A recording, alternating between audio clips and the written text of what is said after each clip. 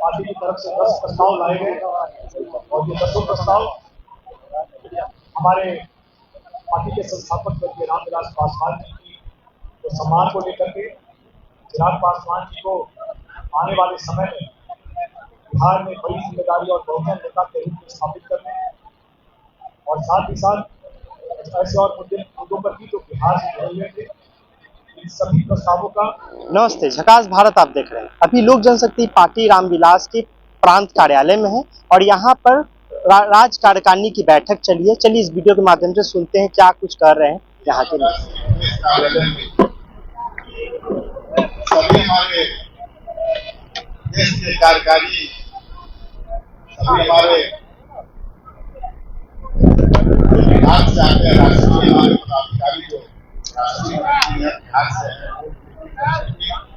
सभी प्रकोष्ठ के हमारे अध्यक्ष, सभी हमारे प्रकोष्ठ के जिलाध्यक्ष की उपस्थिति में बैठक हुई। उसमें 10 प्रस्ताव पार्टी के द्वारा लाया गया, जिसमें गरीब और पिछड़े वर्गों के सामाजिक आर्थिक अधिकारों की रक्षा, भारत की सशस्त्र सेनाओं को सम्मान और समर्थन, वामपंथी अराजकता का विरोध, बहुजन भी समाज में बड़े नेता के रूप में राष्ट्रीय अध्यक्ष एवं केंद्रीय मंत्री चिराग पासवान जी की सक्रिय भागीदारी और जिम्मेदारी, बहुजन समागम, बिहार विधानसभा चुनाव 2025 की स्वतंत्र पहचान के साथ भागीदारी, गया में अंतर्राष्ट्रीय हवाई अड्डे का नाम भगवान बुद्ध अंतर्राष्ट्रीय हवाई अड्डे का करना, निजी क्षेत्र में नौकरियों में आरक्षण का प्रावधान, श्रद्धेय पद्मभूषण स्वर्गीय रामविलास पासवान जी का मरणोपरांत भारत रत्न देने की मांग, स्वर्गीय रामविलास पासवान जी की प्रतिमा लोकसभा में लगाने की 10 मांग पार्टी द्वारा लाई गई। पार्टी के हमारे सभी सम्मानित नेता हैं,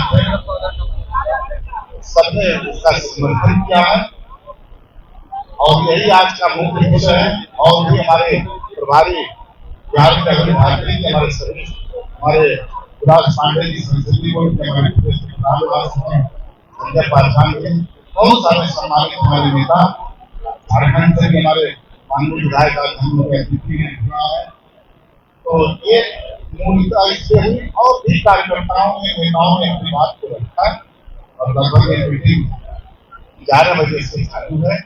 अब हम आप लोग को ज्यादा टाइम नहीं देते, अपने प्रभारी को से मैं आग्रह करता हूँ कि आपकी बात को जवाब और कुछ अपनी बात को।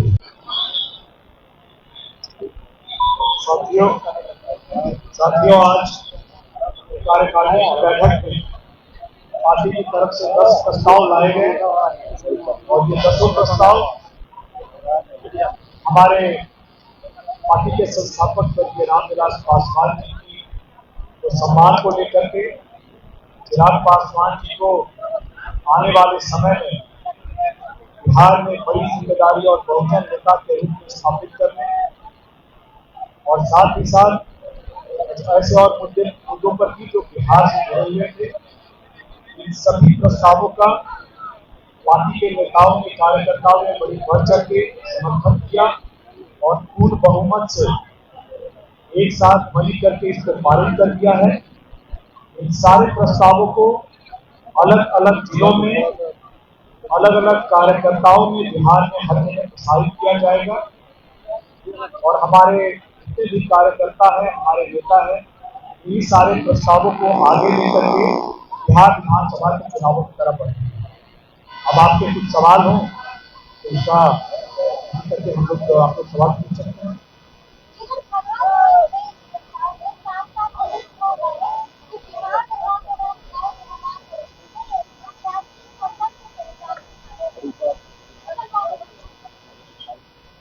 इसका मतलब है कि हम लोग गठबंधन में है, गठबंधन की मर्यादाओं और सीमाओं में है। इसके बावजूद जो हमारी पार्टी की एक स्वतंत्र छवि है, जो पहचान है, जनता में जो इसका सम्मान है, हम उस सम्मान को खोने नहीं देंगे और आने वाले चुनाव में हमारे जितने भी नेता हैं, हमारे कार्यकर्ता हैं, हमारे उम्मीदवार होंगे, जहां भी चुनाव लड़ेंगे, गठबंधन की मर्यादा के साथ साथ इस छवि को, इस आइडेंटिटी के प्रतीक को भी हम संरक्षित करेंगे। ये हमारी पार्टी का प्रस्ताव है। हम लोगों ने ये कहा है इस प्रस्ताव में कि चिराग पासवान जी की हमारे नेताओं की, कार्यकर्ताओं की, और बिहार में जहां भी मैं गया हूँ, जिस जिले में, प्रखंड में, पंचायत में, गांव में, गली में, ऊपर पे, सभी जगह से ये मांग आ रही है कि चिराग पासवान जी को एक बड़ी भूमिका बिहार चुनाव में और उसके बाद संभालनी चाहिए। तो हम लोगों ने एक प्रस्ताव दिया है इस बड़ी जिम्मेदारी के लिए और उनसे आग्रह किया है। अब हम उनके जवाब का इंतजार करेंगे और उसके हिसाब से ही हमारी आगे की रणनीति है। सर आपने कहा है कि बड़ी जिम्मेदारी के साथ साथ बहुजन नेता के रूप में स्थापित हुई। क्या लग रहा है कि बहुजन नेता के रूप में अभी तक चिराग पासवान बिहार में स्थापित हुई है और बड़ी जिम्मेदारी क्या है? देखिए, अभी तक चिराग पासवान जी को सिर्फ एक छोटे दायरे में आप हमेशा दलित नेता के रूप में प्रचारित कर रहे हैं। आप पूरा का पूरा हिंदी बेल्ट पकड़ लीजिए। आप एक समय याद कीजिए कि ऐसे नेता जिसकी हर समाज में बहुजन में जहां उनकी स्वीकार्यता थी, ऐसे नेताओं के तौर पे अगर कोई नेता आज के दिन में उभर रहे हैं तो चिराग पासवान जी हैं। इसके बावजूद कई हलकों से, कई जगह से ये खबर उठती है, ये आवाज आती है कि नहीं, चिराग पासवान जी बस छोटे तबके के नेता हैं। हमारा ये प्रयास है कि चिराग पासवान जी के नेतृत्व का दायरा जो है, अब उसको जो भी लोग छोटे दायरे में बांध के रखना चाहते हैं, उससे निकाल करके इस दायरे को बड़ा किया जाए और इसमें समाज के हर तबके को, हर बहुजन को सम्मिलित किया जाए। लेकिन राहुल गांधी बिहार आ रहे हैं और बिहार आते ही उन्होंने बहुजनों को साधने की कोशिश की है। अम्बेडकर छात्रावास को अनुमति नहीं मिलने के बाद भी वहाँ पर उन्होंने अपना कार्यक्रम रखा। बिल्कुल, देखिए, राहुल गांधी तो पॉलिटिकल टूरिस्ट है, हमेशा बिहार आते हैं सिर्फ घूमने के लिए और उनका जो भी काम होता है सिर्फ और सिर्फ कैमरे के लिए होता है।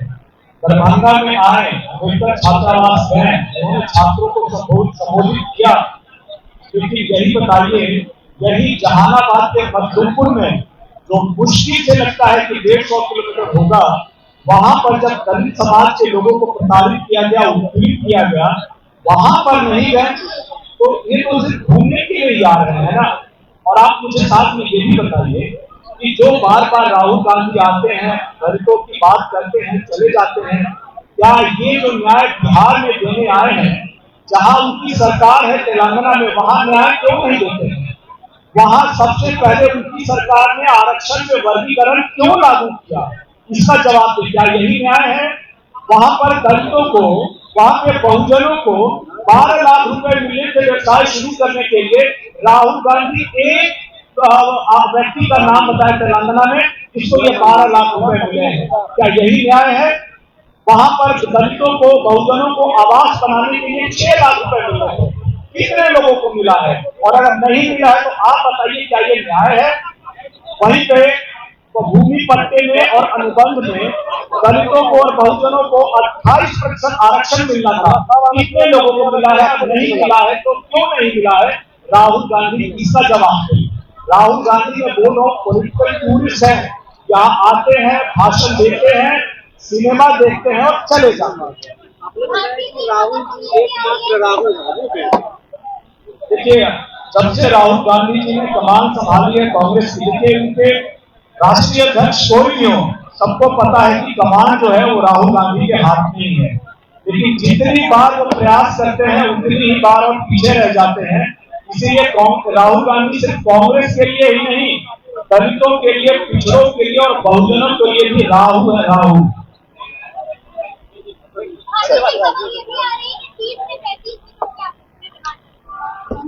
हम लोगों ने सीटों की कोई डिमांड नहीं रखी है, क्योंकि बातचीत अभी पूरी जब तक नहीं हो जाती तब तक कोई डिमांड रखने का या कोई इस बारे में कोई जैसी अपूर्ण खबरें जो आ रही हैं, आपके पास खबरें आ रही हैं, एकदम निरर्थक है, इसमें कोई सत्यता नहीं है।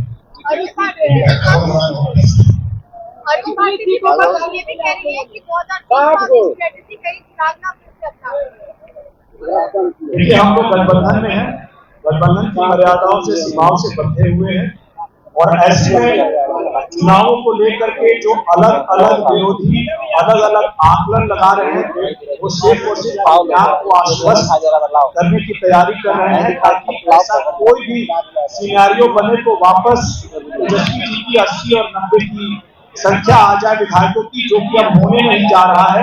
उनको भी दिख रहा है कि वो 20 के अंदर के दायरे में सिमटने वाले हैं, इसीलिए उनको ये बार बार खबरें चलाते हैं, इसमें कोई सच्चाई नहीं है। कितनी सीटों को टारगेट किया आप लोगों ने विधानसभा में? कितनी सीटों को टारगेट किया है विधानसभा में? हम लोगों ने बिहार विधानसभा के चुनावों में पूरे के पूरे 243 सीटों को टारगेट किया है। लोक जनशक्ति पार्टी ने पूरे 243 विधानसभा सीटों को टारगेट किया है।